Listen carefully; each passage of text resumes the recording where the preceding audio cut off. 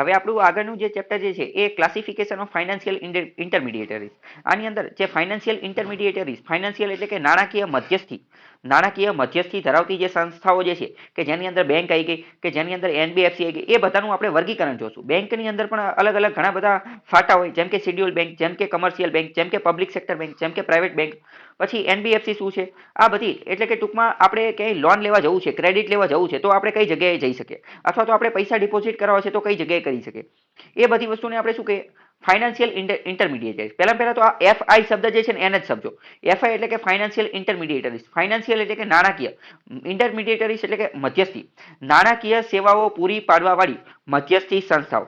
ભારતની અંદર નાણાકીય સેવાઓ પૂરી પાડવા વાળી સંખ્યા કઈ છે? હકીકતમાં તો એ આરબીઆઈ છે, પરંતુ આપણે ડાયરેક્ટ આરબીઆઈ સાથે ખાતું નથી ખોલાવતા. આરબીઆઈ બીજી અમુક મધ્યસ્થી લોકો રાખેલા છે. કોને? સ્ટેટ બેંક ને, એક્સિસ બેંક ને, આ બધી બેંકો રાખેલી છે. તો એ બધી મધ્યસ્થી બેંકો પાસે આપણે જઈએ છીએ. તો એફઆઈ એટલે શું? ફાઇનાન્શિયલ ઇન્ટરમીડિયેટરીઝ એટલે કે નાણાકીય સેવાઓ પૂરી પાડવા વાળી સંસ્થાઓ કે જે મધ્યસ્થીનું કામ કરે છે. પહેલી વસ્તુ. બીજી વસ્તુ એ કે ફાઇનાન્શિયલ ઇન્ટરમીડિયેટરીઝ એટલે માની લો કે આપણે કોઈ વેપાર ધંધો કે કંઈ પણ વસ્તુ ચાલુ કરવી છે, તો આપણે ફાઇનાન્સની તો જરૂર પડશે તે, અથવા તો નાણાકીય બાબતોની જરૂર પડશે, તો આપણે બેંકમાં તો ખાતું ખોલાવવું જ પડશે. તો એ બેંક જે છે એને આપણે શું કહીશું? ફાઇનાન્શિયલ ઇન્ટરમીડિયેટરી જ કહીશું. એ બેંક જ હોય એવું જરૂરી નથી. આપણે લોન લેવાની જરૂર પડે તો બીજી એનબીએફસીની એની જરૂર પડે, તો આ બધી વસ્તુને ફાઇનાન્શિયલ ઇન્ટરમીડિયેટરીઝ કહી શકાય. ટૂંકમાં વાત કરીએ તો એફઆઈ જે છે, ફાઇનાન્શિયલ ઇન્ટરમીડિયેટરીઝ, એ ખાલી વાંચી અને આગળ નીકળી જવાનું નથી, પરંતુ આ એફઆઈ ફાઇનાન્શિયલ ઇન્ટરમીડિયેટરીઝ એની અંદર તે એક ગૂઢ રહસ્ય, ગહન રહસ્ય, એ શબ્દની અંદર, એ કીવર્ડની અંદર તે બીજી ઘણી બધી વસ્તુ જે છે એ છુપાયેલી છે. હવે મેં તમને ફાઇનાન્શિયલ ઇન્ટરમીડિયેટરીઝ સમજાવી દીધું. હવે ભવિષ્યમાં ગમે ત્યારે એફઆઈ શબ્દ આવે, ફાઇનાન્શિયલ ઇન્ટરમીડિયેટરીઝ, એટલે સમજી જવાનું કે આ એક એવી સંસ્થાઓની વાત કરે છે કે જે ઘણી બધી નાણાકીય સેવાઓ પૂરી પાડતી હોય, જેમાં બેંક પણ આવી જાય, એનબીએફસી પણ આવી જાય, બીજી ગોલ્ડ લોન આપવા વાળી સંસ્થા પણ આવી જાય, અથવા તો બીજી જે પેમેન્ટ બેંક એ બધું પણ આવી જાય. આ બધી વસ્તુ આવી જાય. ઓકે, હવે આપણે ડાયરેક્ટ ફાઇનાન્શિયલ ઇન્ટરમીડિયેટરીઝ જે છે, ફાઇનાન્શિયલ ઇન્ટરમીડિયેટ એફઆઈ, એનો પ્રથમ ભાગ છે બેંક. હવે આપણે પહેલા બેંકની વાત કરીએ. અહીંયા પહેલા ફાઇનાન્શિયલ ઇન્ટરમીડિયેટરની ડેફિનેશન ખૂબ સારી, એકદમ સહેલી ડેફિનેશન, વ્યાખ્યા આપેલી છે.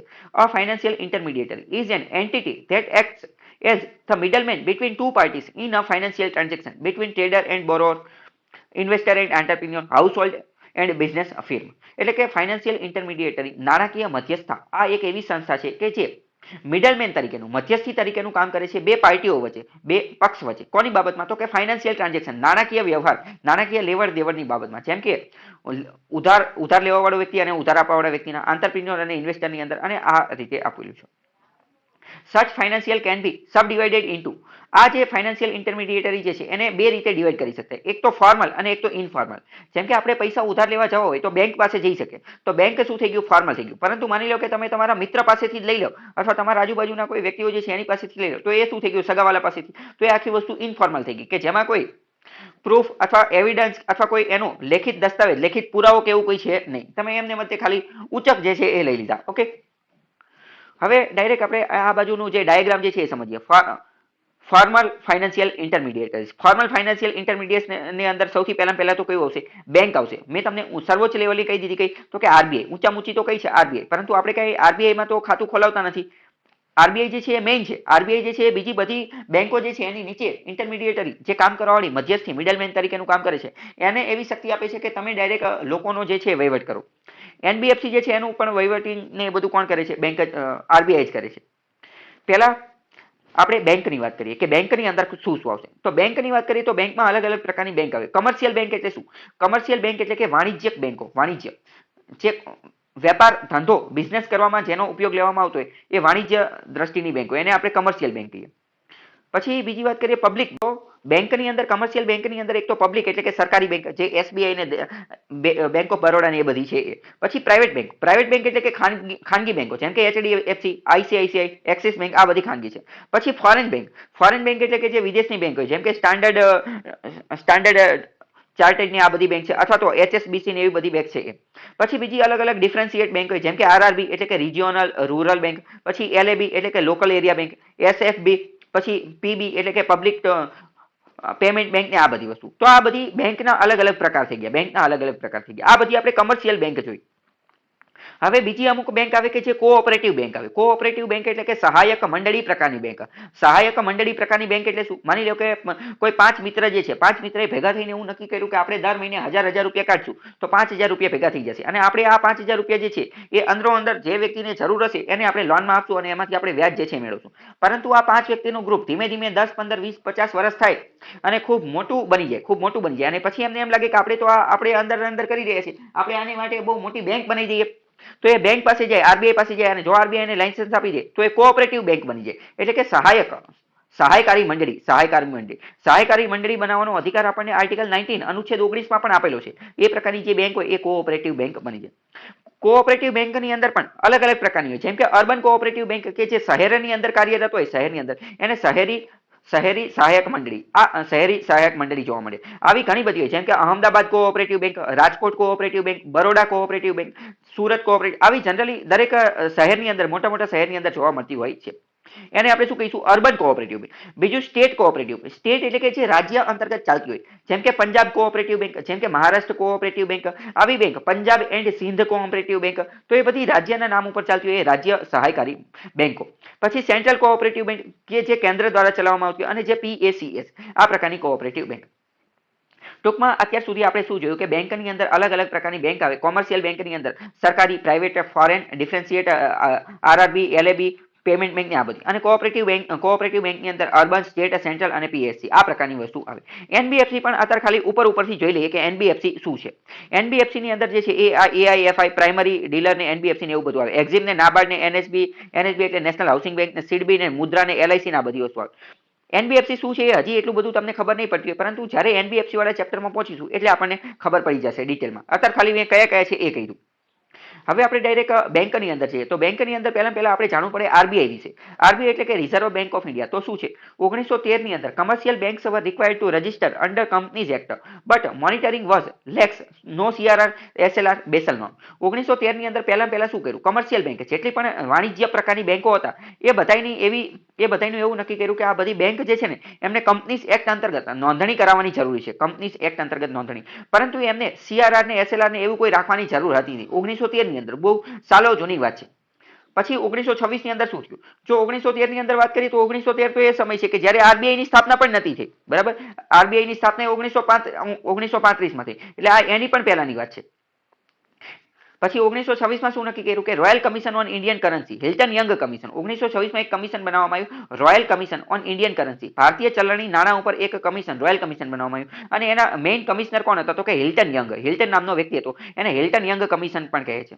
એણે એવું કીધું, આ royal commission on Indian currency commission અથવા તો હિલ્ટન યંગ કમિશન, એણે ભારતને એવી ભલામણ કરી. તો આ જે હિલ્ટન યંગ કમિશન હતું, હિલ્ટન યંગ કમિશન, એણે પ્રથમવાર એવી ભલામણ કરી 1926 ની અંદર, હિલ્ટન યંગ કમિશને, રોયલ કમિશને, કે ભારત દેશની અંદર એક પ્રકારની સેન્ટ્રલ બેંક, મધ્યસ્થી બેંક સ્થાપવાની જરૂર છે, જેનું નામ આપણે શું આપ્યું? આરબીઆઈ. 1926 માં એને ભલામણ કરી દીધી હતી. હકીકતમાં આજે આરબીઆઈ ની સ્થાપના જે છે એ ડોક્ટર બાબા સાહેબ આંબેડકરની એક રિસર્ચ બુક છે, રિસર્ચ પુસ્તક છે, ધ પ્રોબ્લેમ ઓફ રૂપી. એની ઉપર એની સ્થાપના થયેલી છે. આજે હિલ્ટન યંગ નામનો વ્યક્તિ જે છે એને એનો રેફરન્સ લીધેલો છે અને એના આધારે આ બનેલી છે. પછી આગળ જોઈએ 1929 ધ પ્રોબ્લેમ ઓફ રૂપી નામની પુસ્તક જે છે એની ઉપર. આગળ જઈએ 1926 માં આ વસ્તુ થઈ ગઈ. 1926 માં પછી એના 3 વર્ષ પછી 1929 ની અંદર the great depression in USA, અમેરિકાની અંદર મહામંદી આવી ગઈ હતી. કેવી મહામંદી? આપણે એક રીતે જોયું કે 2020-21 ની અંદર કોરોના આવી ગયો તો લોકડાઉન ને એવું બધું થઈ ગયું, ત્યારે થોડોક મંદી જેવો માહોલ હતો. આખી દુનિયાનું અર્થતંત્ર જે છે ઠપ થઈ ગયું હતું, બધી કંપની ને કારખાના ને એ બધું બંધ થઈ ગયું હતું. જ્યારે 1929 ની અંદર એની કરતા પણ ખતરનાક ડિપ્રેશન એટલે કે મહામંદી આવી ગઈ હતી. કેટલું ખતરનાક કે એની આગળ ગ્રેટ શબ્દ લાગી ગયો. ગ્રેટ એટલે કે મહામંદી, મહાન. અમેરિકાની અંદર ગ્રેટ ડિપ્રેશન આવી ગયું, લીડ્સ ટુ કોલેપ્સ ઓફ 450 કરતા વધુ બેંક જે છે ને એ બંધ થઈ ગઈ. ક્યાં? તો કે ભારતની અંદર. અમેરિકાની અંદર જે મહામંદી આવી એના અંતર્ગત ભારતની અંદર 450 થી પણ વધુ બેંકો જે છે ભારતની અંદર એ એનાથી એફેક્ટ થઈ અને એ બધી ખાડે જતી રહી. બેંક ખાડે કેમ છે? માની લો કે કોઈ બહુ મોટી લોન લઈને જતું રહ્યું છે અને હવે એ લોન ચૂકવતા નથી, તો હવે બેંક પાસે પૈસા નથી. જે એના ડિપોઝિટર જે છે, જેના ગ્રાહકને ચૂકવવા માટે પૈસા છે નહીં. કેમ? કારણ કે જે લોકો લોન લઈને જતા રહ્યા છે એ હવે પાછી આપે એમ નથી. જે લોન લઈને ગયા એ બધા કંપની વાળા છે, કંપની ધંધો બિઝનેસ વેપારમાં નાખ્યા, પરંતુ હવે એમને પ્રોફિટ મળતો નથી અથવા વેપાર ધંધો બંધ થઈ ગયો છે, જેવું કોરોનામાં થયું હતું એવું. તો એને અમેરિકામાં 1929 માં આજે ગ્રેટ ડિપ્રેશન આવ્યું એના કારણે. So British, Indian government become serious about setting up RBI. તેથી ભારતની અંદર જે બ્રિટિશ ગવર્મેન્ટ હતી, ભારત ત્યારે કોલોની હતું બ્રિટનનું, એને એવું થયું કે હવે ભારતની અંદર આપણે જે છે એ આરબીઆઈની સ્થાપના કરવી પડશે. 1929માં આવું થયું. આ ગ્રેટ ડિપ્રેશન ઉપર ખાસ ધ્યાન રાખવાનું છે, કારણ કે આ 1929નું જે ગ્રેટ ડિપ્રેશન હતું એને આખા વિશ્વ ઉપર બહુ મોટી અસર કરેલી હતી, ખાસ કરીને ઇકોનોમિક અર્થતંત્રની દ્રષ્ટિએ. અને 1934ની અંદર આખી બ્રિટિશ ગવર્મેન્ટ હતી એને આરબીઆઈ એક્ટની સ્થાપના કરી. આરબીઆઈ એક્ટ જે છે એ રજૂ કર્યો. આરબીઆઈ એક્ટ રજૂ કર્યો 1934માં, અને એના અનુસાર 1 એપ્રિલ 1935ના રોજ આરબીઆઈની સ્થાપના થઈ ગઈ. આરબીઆઈના પ્રથમ ગવર્નર સર ઓસ્બોર્ન સ્મિથ હતા. ઇન્ડિયા વાઇસરોય, ભારતના ત્યારે વાઇસરોય કોણ હતા? તો કે વિલિંગ્ટન હતા. ગવર્મેન્ટની ઓનરશિપ ત્યારે 4.5% હતી, 4.4% હતી. જ્યારે આરબીઆઈની સ્થાપના થઈ ત્યારે એ એક રીતની પ્રાઇવેટ બેંક હતી, કે જ્યારે 4.4% સરકારની માલિકી હતી. 1935 જુલાઈની અંદર commercial bank fulfilling certain condition were listed in second schedule of RBI act and such schedule banks were required to keep CRR with RBI. 1935ની અંદર શું થયું? 1935ની અંદર આરબીઆઈ બની ગઈ હતી, બરાબર. આરબીઆઈ બની ગઈ જુલાઈ 1935ની અંદર. તો આરબીઆઈ અમુક બેંકો હતી, અમુક કમર્શિયલ બેંક જે અમુક પ્રકારની શરતો પૂરી કરતી હતી, એ શરત પૂરી કરતી કંપનીઓને આરબીઆઈ પોતાના આરબીઆઈ એક્ટના સેકન્ડ શેડ્યુલની અંદર મૂક્યો, એટલે કે બીજી અનુસૂચિની અંદર. અને આરબીઆઈ જે બેંકોને બીજી અનુસૂચિની અંદર મૂકીને એને શેડ્યુલ બેંક કહેવામાં આવે છે. એટલે કે ટૂંકમાં ઘણી બધી વાર આ પ્રશ્ન પૂછે છે કે શેડ્યુલ બેંક કોને ગણવામાં આવે છે? તો શેડ્યુલ બેંક એવી બેંકને ગણવામાં આવે છે કે જે આરબીઆઈ એક્ટના અથવા આરબીઆઈ જેને આરબીઆઈની બીજી અનુસૂચિમાં જે મૂકેલી છે ને, આરબીઆઈની બીજી અનુસૂચિમાં જેટલી પણ બેંકો મૂકેલી છે એને શેડ્યુલ બેંક કહે છે. પહેલી વસ્તુ. શું આ નવી કોઈ શેડ્યુલ બેંક બની શકે? તો કે હા, નવી શેડ્યુલ બેંક બની શકે. કઈ રીતે? આરબીઆઈ જો કોઈ પણ બેંકને બીજી અનુસૂચિમાં મૂકી દે તો એ નવી શેડ્યુલ બેંક બની જાય. પરંતુ એ બને કઈ રીતે? તો એની માટેની અમુક શરત છે. જો એ બેંક એ શરત પૂરી કરે તો આરબીઆઈ એને બીજી અનુસૂચિમાં મૂકી દે. પરંતુ એ કઈ શરત છે એ અત્યારે આપણે જાણવાની જરૂર નથી, કારણ કે એ બધું બેન્કિંગ એક્ઝામ માટે મહત્વનું છે. પછી વાત કરીએ 1943 અને 49ની અંદર CD Deshmukh, second finance minister of India, ભારતના બીજા નાણામંત્રી સીડી દેશમુખ જે છે એ first Indian governor of RBI, એ આરબીઆઈના પ્રથમ ભારતીય ગવર્નર બન્યા. સીડી દેશમુખ એ આરબીઆઈના પ્રથમ ભારતીય. He had also participate in the Bretton Woods conference. અમેરિકાની અંદર 1944ની અંદર જે બ્રેટન વુડ કોન્ફરન્સ થઈ હતી એની અંદર પણ સીડી દેશમુખે ભાગ લીધેલો હતો. બ્રેટન વુડ કોન્ફરન્સ શું હતી? બ્રેટન વુડ કોન્ફરન્સ અંતર્ગત બે સંસ્થાનો જન્મ થયો હતો. બે સંસ્થાનો કઈ? એક તો આઈએમએફ ઇન્ટરનેશનલ મોનેટરી ફંડ અને એક તો વર્લ્ડ બેંક. આ બંને ઉપર આપણે જે છે ડિટેલમાં ચર્ચા કરશું જ્યારે એ ટોપિક પહોંચશું ત્યારે. પરંતુ પ્રશ્ન અમુક વાર પૂછે છે કે સીડી દેશમુખે બ્રેટન વુડ કોન્ફરન્સમાં ભાગ લીધો હતો? વિધાનવાળા વાક્યમાં મૂકી દીધો કે હા લીધો હતો. 1948-49માં all private investors shares transfer to government of India, તો RBI transfer of ownership act 1948. 1948ની અંદર શું થયું? આરબીઆઈ જે પ્રાઇવેટ હાથોની અંદર હતી એ સંપૂર્ણપણે 100% સરકારી કરી નાખી. જ્યારે આરબીઆઈ 1935ની અંદર બનાવવામાં આવી ત્યારે સરકારની ભાગીદારી માત્ર 4.4% હતી. પરંતુ 1948-49માં શું કર્યું? સરકારે બધા શેર કે જે પ્રાઇવેટ ખાનગી લોકો પાસે હતા એ બધાના શેર જે છે સરકારે ખરીદી લીધા અને એનું રાષ્ટ્રીયકરણ થયું. તો પ્રથમવાર આરબીઆઈનું રાષ્ટ્રીયકરણ 1948ની અંદર થયું. Therefore RBI governor answerable to parliament. આથી હવે જોઈએ તો આરબીઆઈનો જે ગવર્નર જે છે એ હવે જવાબદેહી છે, આન્સરેબલ છે, રિસ્પોન્સિબલ છે, જવાબદાર છે. કોને? પાર્લામેન્ટ એટલે કે સંસદને. કેમ? કારણ કે હવે ભારત સરકાર એની માલિકી છે, ભારત સરકાર એની માલિકી બની ગઈ છે. અને એટલે જ તો હવે આરબીઆઈ દર વર્ષે ડિવિડન્ડ એટલે કે અમુક પ્રકારના પૈસા, અમુક પ્રકારનું વ્યાજ જે છે એ સરકારને આપવું પડશે. એને જેટલો પણ પ્રોફિટ થાય એમાંથી ડિવિડન્ડ જે છે સરકારને આપવું પડશે. કેમ? કારણ કે સરકાર હવે એની માલિકી છે, સરકાર એની માલિકી ધરાવે છે, એટલે સરકાર પાસે 100% શેર છે આરબીઆઈના. એટલે 1949ની અંદર બેન્કિંગ રેગ્યુલેશન એક્ટ એ બનાવવામાં આવ્યો. 1949 banking regulation act empowers the RBI to give licence to. Banking regulation act અંતર્ગત આરબીઆઈને સત્તા મળેલી છે. કઈ સત્તા મળી છે? આપણે ઓલરેડી વાત થઈ ગયેલી છે, પરંતુ અત્યારે ફરીથી વાત કરી લઈએ કે give licence to companies to open bank. અમુક પ્રકારની કંપની કે જેને બેંક ખોલવા માટેની પરમિશન આપી શકે છે. આપણે હમણાં ઉદાહરણ જોયું કે પાની લેવું કે 5 લોકો જે છે એ પહેલા એક પ્રકારની મંડળી જેવી વસ્તુ ચલાવતા હતા. રોજે 1000 રૂપિયા દર મહિને 1000 કાઢી અને 5000ની બેંક. પરંતુ ઘણા વર્ષો પછી એમને અનુભવ થઈ ગયો અને 5 જણા લોકો જો આરબીઆઈ પાસે જાય તો આરબીઆઈ એમને લાયસન્સ આપી શકે છે. આવી જ રીતે કોઈ કંપનીને પણ જે છે એ બેંક ખોલવા માટેની જે છે એ લાયસન્સ આપી શકે છે. Give permission banks to open new branch. બીજી અમુક બેંકને નવી બ્રાન્ચ, નવી શાખા ખોલવાનું જે છે એ લાયસન્સ આપી શકે. Prescribe auditing and liquidity norm for banks such as SLR. RBI જે છે દરેક બેંકો માટે અમુક પ્રકારનું લિક્વિડિટી એટલે કે તરલતા, ફટાફટ પૈસા જે છે એ ઉપયોગમાં લેવી શકાય અથવા ફટાફટ પૈસા આવી શકે એ પ્રકારની જોગવાઈ કરી શકે છે. જેમ કે એસએલઆર એસએલઆર માં ગોલ્ડ અને જીસેક ને એવું બધું રાખવાનું હોય તો બેંક ફટાફટ એ જીસેક અથવા ગોલ્ડ વેચી અને પૈસા જે છે લિક્વિડ તરલ અવસ્થાની અંદર રાખી શકે. બીજું, આરબીઆઈ દરેક બેંકની અંદર ઓડિટિંગ કઈ રીતે કરવાનું, એટલે કે એમના હિસાબ લેખા જોખા એમના જે ડોક્યુમેન્ટ્સ જે દસ્તાવેજો જે છે એ બધાનું ઓડિટિંગ, એ બધાની તપાસ કઈ રીતે કરવાની એની માટેની જોગવાઈ પણ આરબીઆઈ કરે છે. પ્રોટેક્ટ ઇન્ટરેસ્ટ ઓફ ડિપોઝિટર, જે લોકો ડિપોઝિટર છે એટલે કે જે લોકો બેંકની અંદર પૈસા જમા કરાવે છે તો એમના હિતો જે છે એનું સંરક્ષણ કરવાનું કામ આરબીઆઈ કરે છે બેન્કિંગ રેગ્યુલેશન એક્ટ અંતર્ગત. Force elimination merger of weak bank, ઘણી બધી જે નબળી બેંક હોય એનું મર્જ કરી નાખે છે. જેમ કે હમણાં દેના બેંક પછી વિજયા બેંક, આ બંનેને કોની અંદર મર્જ કરી દીધી, તો બેંક ઓફ બરોડાની અંદર મર્જ કરી દીધી. બીજી પણ ઘણી બધી બેંકો મર્જ કરી દેતી હોય છે. તો એ બેંક આરબીઆઈ કઈ રીતે કરે છે, તો બેન્કિંગ રેગ્યુલેશન એક્ટ અંતર્ગત કરે છે. આ કાયદો પૂછે છે કે આવું કયા એક્ટ અંતર્ગત કરે છે, તો બેન્કિંગનું નિયંત્રણ કરવા માટેનો બેન્કિંગ રેગ્યુલેશન એક્ટ જે છે એના અંતર્ગત કરે છે. હવે આના આધારે એક પ્રશ્ન આપેલો છે કે in context of the independent India's economy, સ્વતંત્ર ભારતની અર્થતંત્રની વાત કરવાની છે, ભારત આઝાદ થઈ ગયું એની પછી. Which of the following was the earlier event to take place, સૌથી પહેલા કઈ વસ્તુ થયેલી હતી સ્વતંત્ર ભારતની અંદર, સૌથી પહેલા કઈ થયું. પહેલું એવું કહે છે કે નેશનલાઇઝેશન ઓફ ઇન્સ્યોરન્સ કંપની, બીજું એવું કહે છે કે nationalisation of state bank of India, ત્રીજું એવું કહે છે enactment of banking regulation act, અને છેલ્લું ચોથું જે છે એવું કહે છે કે introduction of the first 5 year plan. તો આ બધાની અંદર સૌથી પહેલા કયું થયું હતું, તમે કહી શકશો? ઇનેક્ટમેન્ટ ઓફ બેન્કિંગ રેગ્યુલેશન, કેમ? કારણ કે 1949 માં થઈ ગયું હતું એટલે, બરાબર, સાચી વાત છે. તો આન્સર એ આવશે, બરાબર. એ વાત કરીએ કે આરબીઆઈ નું જે સેન્ટ્રલ બોડી જે છે એનું કમ્પોઝિશન, એની સંરચના કઈ છે, એટલે કે આરબીઆઈ નું જે બોર્ડ જે છે એની અંદર ટોટલ કેટલા સભ્યો હોય એ બધાની વાત કરીએ. તો આરબીઆઈ ના બોર્ડની અંદર પહેલા તો અમુક નોન ઓફિશિયલ ડિરેક્ટર હોય અને અમુક ઓફિશિયલ ડિરેક્ટર હોય. પહેલા ઓફિશિયલ ડિરેક્ટરની વાત કરીએ તો ઓફિશિયલ ડિરેક્ટરની અંદર પહેલો વ્યક્તિ હોય આરબીઆઈ ના ગવર્નર, અને એની મદદ માટે 4 ડેપ્યુટી ગવર્નર.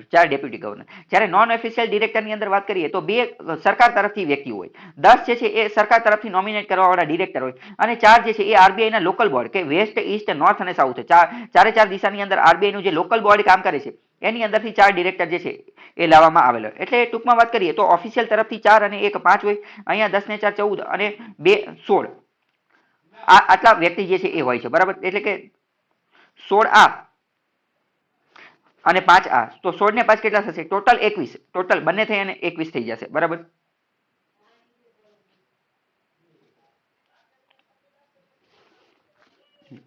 હવે પહેલા જોઈએ કે આરબીઆઈ ના ગવર્નર અને ડેપ્યુટી ગવર્નર વિશે થોડી વાત કરીએ. 25મા નંબરના ગવર્નર જે છે શક્તિકાંત દાસ છે, એ રિટાયર્ડ આઈએએસ ઓફિસર છે, એ બધું આપેલું છે. 15મા નાણાં પંચના નાણાં કમિશન જે છે એના સભ્ય પણ હતા, એમને બદલે પહેલા ઉર્જિત પટેલ હતા, એની બદલે આરબીઆઈ એક્ટનો જે સેક્શન 8 જે છે પ્રોવાઇડ્સ ફોર 4 કરતા વધુ ગવર્નર હોવા જોઈએ, ડેપ્યુટી ગવર્નર 4 કરતા વધુ ન હોવો જોઈએ, એવું સેક્શન 8 માં લખેલું છે. Governor and deputy governor tenure usually મોટે ભાગે જે છે એ 3 વર્ષનો હોય છે, પરંતુ એ વચ્ચે પણ નીકળી જાય, રીઅપોઇન્ટમેન્ટ આમની થઈ શકે છે, રીઅપોઇન્ટમેન્ટ થઈ શકે છે. ધે આર સિલેક્ટેડ બાય, હવે આ ગવર્નર કોના દ્વારા નિમણૂક થાય છે ને એ મહત્વની વસ્તુ છે. એફએસઆરએએસસી નામની સંસ્થા છે, financial sector regulatory appointment search committee, એક સર્ચ કમિટી છે કે જે ફાઇનાન્શિયલ સેક્ટર રેગ્યુલેટરી, આ કમિટી જે છે કે જેના હેડ કેબિનેટ સેક્રેટરી હોય છે, આઈએએસ ઓફિસર હોય છે. કેબિનેટ સેક્રેટરી શું છે એ મેં એક અલગ વિડીયોમાં સમજાવેલું છે, એ વિડીયોની લિંક હું તમને શેર કરીશ, બરાબર. Yes, right. તો આવા બધા લોકો જે છે એ નામ મોકલે છે, કોનું, કે કોને આરબીઆઈ ના ગવર્નર બનાવવા, એનું નામ જે છે એ મોકલવામાં આવે છે, બરાબર. તો આ સર્ચ કમિટી જે છે બનાવે છે. હવે આગળ વાત કરીએ RBI offices and department, RBI ના ઓફિસ ના ડિપાર્ટમેન્ટ એ બધું કહ્યું છે. તો આરબીઆઈ ના 4 રિજિયન, નોર્ધન રિજિયન ની અંદર વાત કરીએ તો દિલ્હીમાં છે, ઈસ્ટર્ન રિજિયન ની અંદર વાત કરીએ તો કોલકાતામાં છે, સધર્ન રિજિયન ની અંદર વાત કરીએ તો ચેન્નઈમાં, અને વેસ્ટર્નમાં મુંબઈની અંદર અલગ અલગ 4 એની બ્રાન્ચ છે. આરબીઆઈ ની 4 અલગ અલગ બ્રાન્ચ છે. RBI has various department looking after banks, RBI ના અલગ અલગ ડિપાર્ટમેન્ટ હોય છે કે જે અલગ અલગ બેંકના અલગ અલગ કામ ઉપર ધ્યાન રાખતા હોય છે. એનબીએફસી ઉપર ધ્યાન રાખતા હોય, પેમેન્ટ સિસ્ટમ ઉપર, ફોરેન, મતલબ કે આરબીઆઈ ના અલગ અલગ ટૂંકમાં ડિપાર્ટમેન્ટ હોય છે. Previously, individual department directly acted against violators. New enforcement department was set up RBI for centralized action against violators. અત્યારે તમારે ખાલી એટલું યાદ રાખવાનું છે કે આરબીઆઈ નો એક ડિપાર્ટમેન્ટ છે ઇન્ફોર્સમેન્ટ ડિપાર્ટમેન્ટ. ઇન્ફોર્સમેન્ટ નો મતલબ શું? ઇન્ફોર્સમેન્ટ નો મતલબ થાય લાગુ કરવું, કોઈ પણ કાયદો જે છે એને લાગુ કરવું. અને માની લો કે કોઈ વ્યક્તિ એ કાયદાનું ઉલ્લંઘન કરે છે તો એને સજા આપવી. તો એન્ફોર્સમેન્ટ ડિપાર્ટમેન્ટ જે છે, એન્ફોર્સમેન્ટ ડિપાર્ટમેન્ટ એ આરબીઆઈ નો એક ડિપાર્ટમેન્ટ છે કે જે ના ઈડી ને એ આને કઈ લેવા દેવા નથી, ઈડી ને આને કઈ લેવા દેવા નથી. આ એન્ફોર્સમેન્ટ ડિપાર્ટમેન્ટ જે છે, એન્ફોર્સમેન્ટ ડિપાર્ટમેન્ટ એ આરબીઆઈ નો જે એક અલગથી ડિપાર્ટમેન્ટ છે, આરબીઆઈ નો એક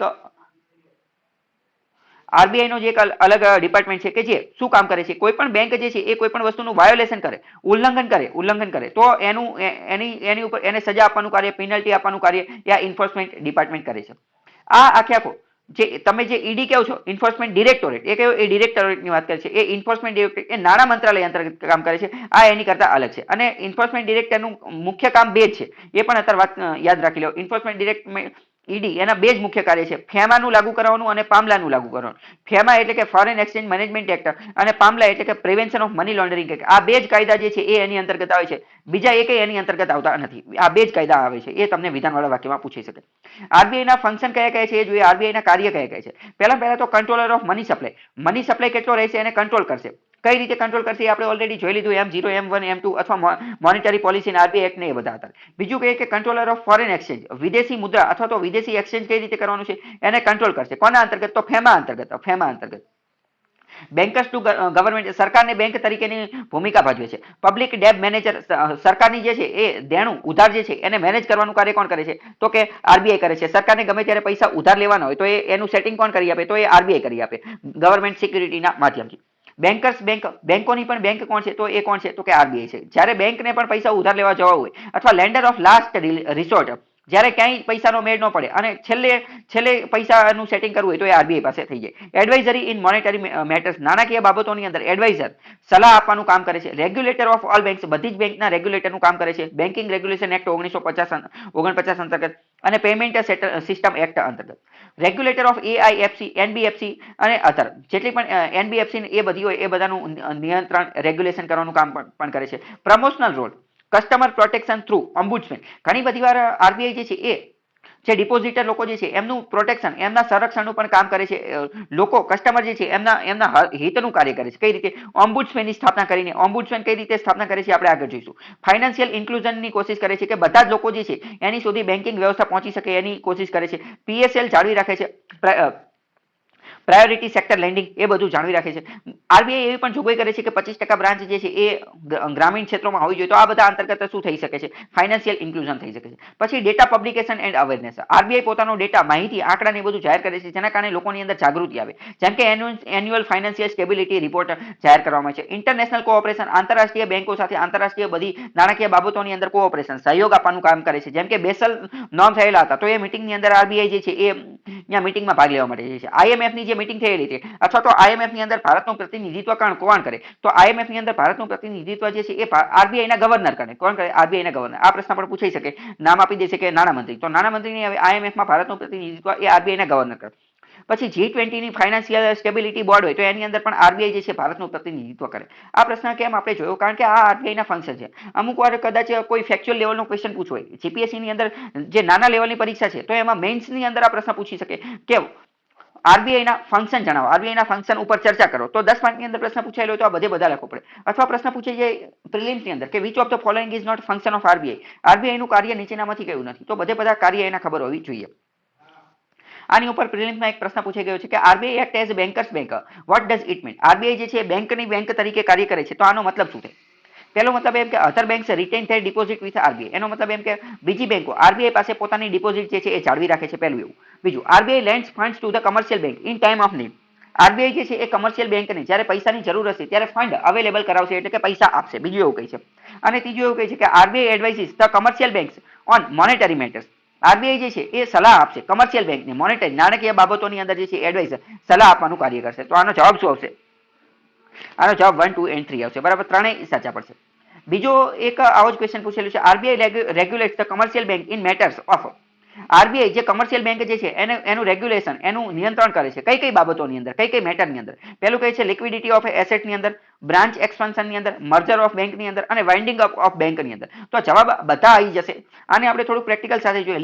લિક્વિડિટી ઓફ એસેટ્સ તો એ એસએલઆર રાખેલો છે, એસએલઆર ના માધ્યમથી એ નક્કી કરે છે. પછી બ્રાન્ચીસ એક્સપાન્શન, કેટલી બ્રાન્ચ વધારે ખોલવી તો એ પણ આરબીઆઈ નક્કી કરે. જેમ કે કીધેલું છે કે અમુક બાબતની અંદર અમુક બેંકે જે છે 50% કરતા વધુ બ્રાન્ચ જે છે ગામડામાં ખોલવાની, તો અથવા તો બ્રાન્ચ નવી ખોલવી છે તો એ આરબીઆઈ પાસે પરમિશન જે છે લેવી પડે, તો એ પણ નક્કી કરશે. મર્જર ઓફ બેંક તો આપણે હમણાં જોયું કે મેં તમને કીધું કે દેના બેંક ને વિજયા બેંકનું બેંક ઓફ બરોડાની અંદર મર્જર કરી નાખ્યું, બીજી પણ ઘણી બધી બેંકનું મર્જર કરી નાખ્યું, તો એ પણ આરબીઆઈ નક્કી કરે. પછી વાઇન્ડિંગ અપ ઓફ બેંક, ઘણી બધી વાર બેંક બંધ કરી નાખી, તો હકીકતમાં દેના બેંક ને વિજયા બેંક જે છે બંધ જ કરી નાખી ને એક રીતે મર્જ કરી તો બંધ જ થઈ ગઈ. તો બંને મર્જર ઓફ બેંક ને વાઇન્ડિંગ એ એક જેવી જ વસ્તુ છે. તો આન્સર 4 4 આવશે.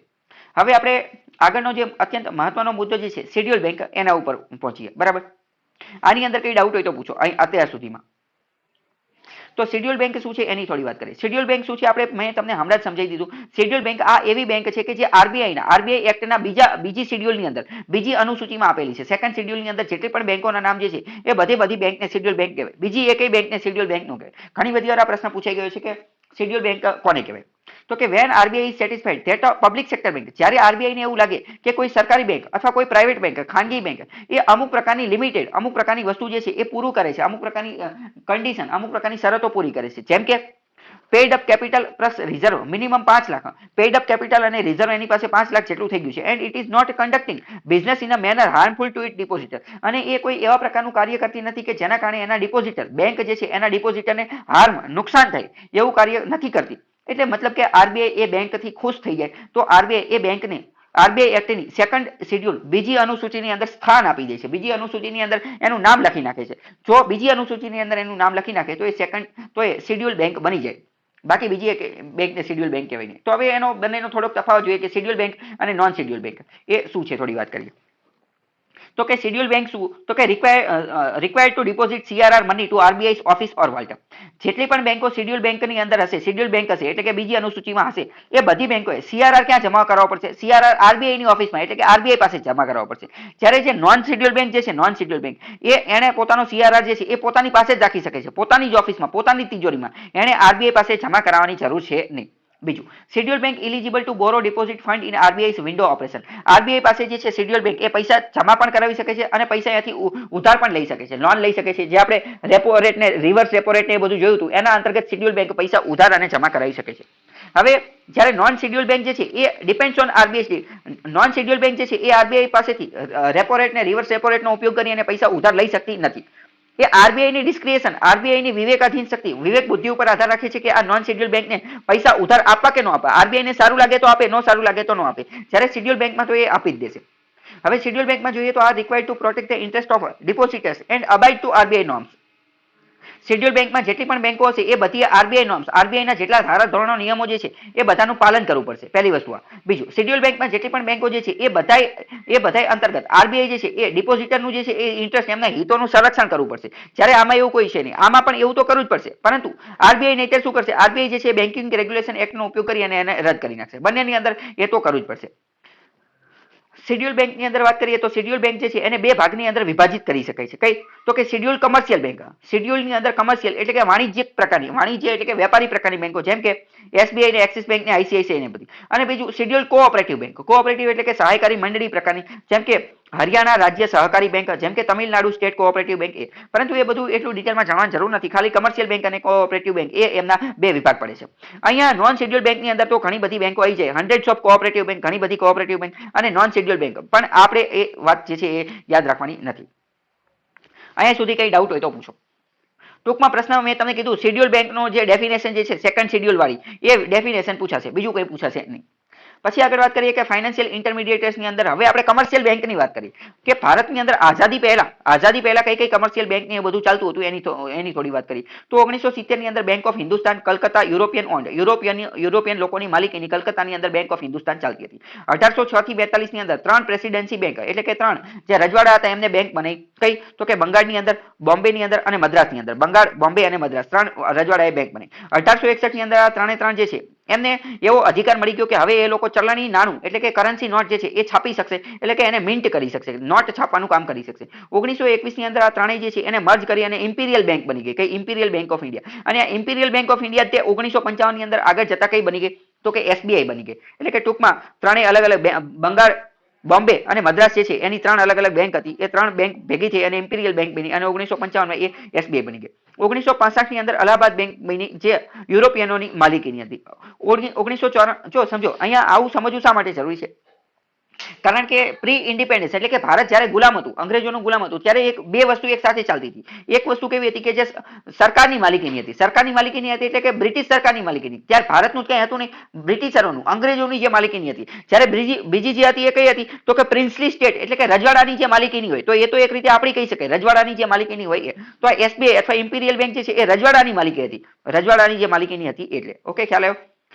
તો 1865 જે અલ્હાબાદ બેંક બની એ પણ યુરોપિયન એટલે કે યુરોપિયનની માલિકીની હતી. 1894 ની અંદર વાત કરીએ તો પીએનબી એ ભારતની માલિકીની હતી, જે લાલા લજપત રાયે જે છે એની સ્થાપના કરેલી હતી. આ પ્રશ્ન પૂછાઈ ગયો છે. પીએનબી પંજાબ નેશનલ બેંક એની સ્થાપનામાં નો પાયો કોણે નાખેલો હતો? તો લાલા લજપત રાયે નાખેલો હતો. આ બધું હકીકતમાં એ સમય શા માટે ચાલતું હતું? એ બધું એટલા માટે ચાલતું હતું. તમને ખ્યાલ હશે 1920 ની અંદર ગાંધીજીએ એનસીએમ નોન કોઓપરેશન મુવમેન્ટ શરૂ કરેલી હતી. એની પછી સીડીએમ સિવિલ ડિસઓબિડિયન્ટ મુવમેન્ટ શરૂ કરેલી હતી. એનસીએમમાં શું નક્કી કરેલું હતું કે આપણે અંગ્રેજોનો સહયોગ કરવાનો નથી. તો આવું 1920 ચાલુ થયું એવું નથી. એની પહેલાથી તે ઘણા બધા લોકોને ખબર પડી ગઈ હતી કે આપણે અંગ્રેજોનો સહયોગ કરવાનો નથી. અંગ્રેજો જે પ્રકારનું કાર્ય કરે છે, આપણે બધું સ્વદેશી, આપણે બધું પોતાનું જ. અત્યારે આપણે સ્વદેશી આત્મનિર્ભર ભારતની એની વાત કરીએ છીએ, તો એ વાત ત્યારે ચાલુ હતી. એ સમયે પણ આજે આપણે જોયું કે યુરોપિયન લોકો જે છે એ બેંક બનાવતા હતા. તો ભારતના રજવાડાએ જોયું કે આપણે જે આપણી પોતાની બેંક બને, તો લાલા લજપતરાયે જોયું કે અંગ્રેજો એમની બેંક બને છે, તો આપણે પણ આપણી ખુદની જે મજૂરોની એ બધાની બેંક બને, તો પંજાબ નેશનલ બેંક ને એ બધું બન્યું. એટલે કે આ બધું ત્યારે પણ સ્વદેશીકરણની વાતો ચાલતી હતી. 1908 ની અંદર જોઈએ તો બેંક ઓફ બરોડા, ભારતના આપણે જે વડોદરાના જે મહારાજા સયાજીરાવ ગાયકવાડ ત્રીજા જે છે એમને બેંક ઓફ બરોડાની સ્થાપના કરી 1908 ની અંદર. 1913 થી 30 ની અંદર જોઈએ તો સ્ટેટ બેંક ઓફ મૈસૂર ને સ્ટેટ બેંક ઓફ પટિયાલા ને આ બધી વસ્તુ જે છે અલગ અલગ બેંક બનીને પડી ભાંગી એવું બધું અલગ અલગ બેંકો ને એવું બધું. 1940 ની અંદર state bank of Bikaner, Jaipur, Hyderabad, Travancore અને respective princely states, nawabs, post independence became associated bank, આ બધી અલગ અલગ બેંકો ને બધું બન્યું. એ તમે એકવાર વાંચી લેજો, એટલું બધું મહત્વનું છે. આગળ પ્રશ્ન જોઈએ કે કયો પૂછાયેલો છે કે in context of independence India, સ્વતંત્ર ભારતની અંદર which one of the following was the earlier. આપણે ઓલરેડી વાત થઈ ગયા શું છે, બરાબર. પછી કન્સિડર ધ ફોલોઇંગ ઇવેન્ટ્સ, નીચેની ઘટનાઓ જે છે એને ધ્યાનમાં લેવાની છે. The first democratic electric communist party government formed in state of India. પ્રથમ કમ્યુનિસ્ટ પાર્ટી જે છે એની સરકાર ભારતની અંદર કઈ જગ્યાએ રચાણી. આ ક્રોનોલોજીકલ ઓર્ડરના ક્વેશ્ચન જે પૂછાયેલા હોય છે એ પૂછેલો છે, બરાબર. India's then largest bank imperial bank of India was renamed state bank of India. કે સ્ટેટ બેંક ઇમ્પિરિયલ બેંક જે છે એનું નામ બદલી અને સ્ટેટ બેંક ઓફ ઇન્ડિયા કરી નાખ્યું. તો એ ક્યારે કર્યું? 1955 ની અંદર. એ આપણે અત્યારે જોઈ લીધું. એર ઇન્ડિયા જે છે એનું રાષ્ટ્રીયકરણ કર્યું અને નેશનલ કેરિયર બની ગયું. અને ગોવા જે છે એ ભારતની સ્વતંત્ર ભારતનો જે છે એ હિસ્સો બની ગયો. આને ક્રોનોલોજીકલ ક્રમમાં એટલે કે કાળક્રમની અંદર ગોઠવવાનું છે. એ તમે એકવાર જાતે ગોઠવી લેજો. અત્યારે આપણે એ ગોઠવતા નથી, બરાબર.